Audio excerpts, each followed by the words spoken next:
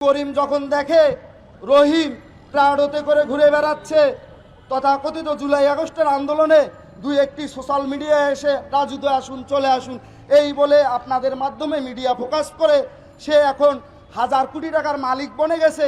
আর করিম লাইব্রেরিতে বসে, তার চাকরি সার্কুলার নাই, সে কি মুখে হাত দিয়ে আঙ্গুল দিয়ে বসে থাকবে? আমরা করিমদের সাথে আছি। করিমরাই এ দেশের প্রকৃত সাধারণ শিক্ষার্থী। আর সাধারণ শিক্ষার্থীর লেবাস ধারণ করে এই বৈষম্য বিরোধী ছাত্র আন্দোলনের অধিকাংশ নেতাকর্মী সমর্থক আজকে নষ্ট হয়ে গেছে। তাদেরকে এজন্যই আজকের এই মানববন্ধনের স্থল থেকে আমি বলি, তারা বৈষম্য বিরোধী ছাত্র আন্দোলনের সেই ব্যানারকে এখন ধারণ করে না, তারা বৈষম্যমুখী ছাত্র আন্দোলন, তারা বৈষম্যের পক্ষে এখন আন্দোলন সংগ্রাম করছে।